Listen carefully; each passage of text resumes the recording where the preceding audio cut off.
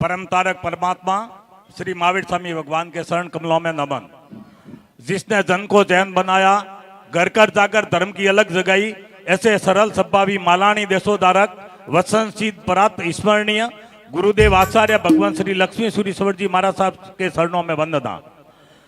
अत्रे सुधर्माश्यामी की पाठ परंपरा पर सुशोभित जन जन की आस्था के केंद्र महामंगलिक प्रदाता जाप तप ज्ञानिष्ठ राष्ट्रीय संत जिन शासन भूषण गुरुदेव आचार्य भगवान श्री संध्यानंद सागर सूरीश्वर जी महाराज साहब एवं समस्त साधु भगवंतों के शरणों में वंदना। मालानी देश दीपिका विदुषी साध्वी जी बहन महाराज साहब, श्री कल्पिता श्री जी, सारुता श्री जी एवं समस्त साध्वी जी महाराज साहब के वंदना। यहाँ विराजमान संघ के समस्त पदाधिकारी, भवन के ट्रस्टीगण, समस्त समाज के वडील जनों, भाइयों बहनों को सादर प्रणाम, जय जिनेंद्र। जब भाद्रवावत तीज शुक्रवार तारीख 26/9/2021 के दिन श्री नाकोड़ा भैरव तपागत जैन संघ उल्लास एवं अति उत्साह से गुरुदेव के चातुर्मास की जय बोलाने गए थे। उस दिन गुरु की कृपा हमारे संघ पर बरसी थी। गुरुदेव ने सूरज चातुर्मास की आज्ञा प्रदान की थी। गुरुदेव के चातुर्मास की तरह तैयारियां एवं प्लानिंग होनी शुरू कर दी गई थी। श्री लक्ष्मी दर्शन तपागत भवन के ट्रस्टियों ने दिन रात एक करके भवन को तैयार किया। सबके मन में दिल में एक ही उमंग थी कि मेरे गुरुदेव पधार रहे हैं। वो दिन भी आ गया जब गुरुदेव के चातुर्मास के प्रवेश की तैयारियां छोटे बड़े सबके मन में एक ही बात थी, गुरुदेव का चातुर्मास में कोई कमी नहीं रहनी चाहिए। भव्याति भव्य प्रवेश एवं चातुर्मास होना चाहिए। गुरुदेव का प्रवेश आषाढ़ सुद पांचम तारीख 4/7/2022 को भव्य शोभा यात्रा के साथ वाजते गाजते नाचते हो गया। यथा राजा तथा प्रजा। गुरुदेव का आदेश और संघ के अध्यक्ष की जी तोड़ मेहनत इस चातुर्मास को ऐतिहासिक बना दिया। गुरुदेव की कृपा अपने समाज पर निरंतर बरस रही है। सिणधरी में चातुर्मास किया था, तब अक्सर गुरुदेव प्रवचन में फरमाते थे कि बात छोड़ देना लेकिन साथ कभी मत छोड़ना। यह अपने को आत्मनिरीक्षण करना है कि अपने क्या खोया और क्या पाया। 5 महीने सिणधरी में और 5 महीने सूरत में अपने गुरुदेव ने तो अपनी झोली पूरी आपके सामने लुटा दी, लेकिन अपने क्या पाया और क्या खोया है।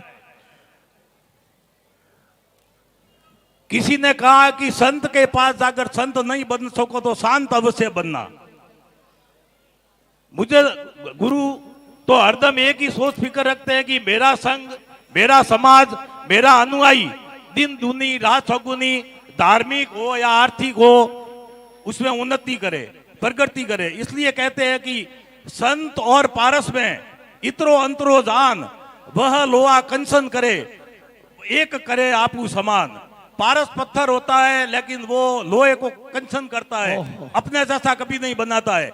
और गुरु जिसके ऊपर हाथ रख देते हैं वो अपने जैसा बना देता है, लेकिन वो उसको मतलब पीछे नहीं रखता। इसलिए कहता हूं कि धूल थे हम सभी आसमान बन गए, धूल थे हम सभी आसमान बन गए, चंद्र का नूर ले कह कसा बन गए। ऐसे गुरु को भला कैसे कर दे विदा, जिनके आशीर्वाद से हम क्या से क्या बन गए।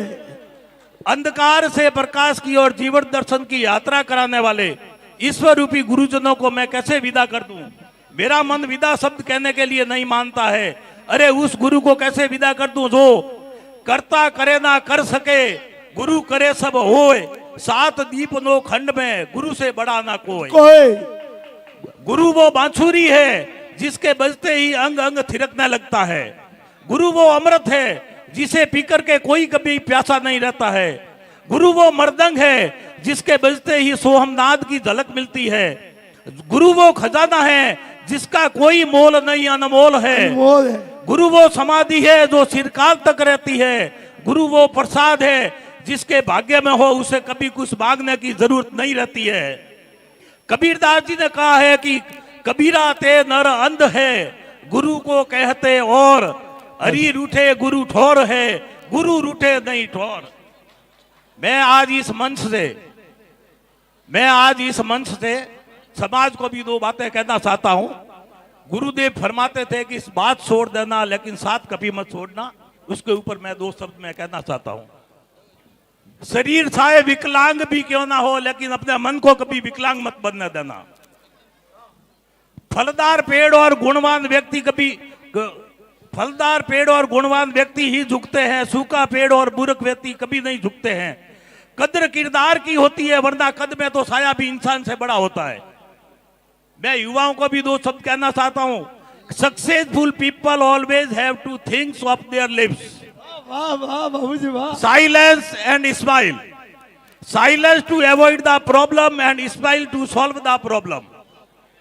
अब मैं विदाई शब्द पर आता हूं तो मेरा मन यह शब्द कहने को नहीं मानता है। कल रात को जैसे ही विदाई शब्द मेरे कानों में गूंजा तो रोना मेरे आंखों को आ गया। कल रात विदाई का सोचकर मेरे आंख से एक आंसू निकल आया। मैंने आंसू को पूछा, तेरे को क्या तकलीफ हुई जो मेरे आंख में से तू बाहर चला आया? आंसू ने क्या सुंदर जवाब दिया। आंसू ने क्या, तेरा गुरु तेरी आंख में इतना समाया कि मैं सहकर भी अपनी जगह नहीं बना पाया, इसलिए मैं बाहर निकल आया। बाबूजी वाह वाह वाह वाह, बड़े मजे की बात कह दी। अब मैं अंत में इतना ही कहना चाहूंगा कि आंखों में अंधारो आंजी दींदो, मुंह तो कहने करूं फरियाद रे। आंसू ढले रे नैणों में मारे, पासा वड़ो मारा गुरु राज रे। दिन थोड़ा ने याद गणी गुरु जी घड़ीक दीदो संग रे। संयम साधना करी करावी, राख्यो जीवन रो रंग रे। क्यों रे किदी अड़ी उतावल नहीं, भूलू दिन रात रे। गुरु विना सब सुनो लागे, कहने करूं मुंह तो बात रे। गुरुदेव, हम नादान हैं, हम आपके बच्चे हैं, हम कभी थोड़ा रास्ता सूख भी जाते हैं, इतना हमारे में ज्ञान नहीं होता है।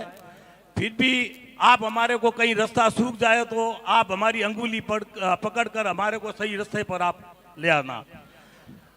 आज हमारी पट्टी के अपने मारवाड़ी समाज में आन बान शान और पगड़ी होती है। हमारी पट्टी के पगड़ी के अंदर जो यदि किसी ने कोई नूर जड़ दिया है तो वो आपने जड़ा है। महाराज साहिब ने जड़ा है। जो 7 मंजिला भवन है, ये कोई नूर है, ये हमारी पट्टी के पागड़ी में आपने जड़ दिया। ये इसका ऋण हम कभी नहीं चुका सकेंगे। हमारे संघ ऊपर आप कृपा बरसाते रहना, आपकी आशीर्वाद हमको मिलता रहे, इसी आशा के साथ। भूल से भी अगर भूल हुई हो तो भूल समझकर भूल जाना हमारी उस भूल को हमें ना भूल जाना। मिच्छा। बहुत बहुत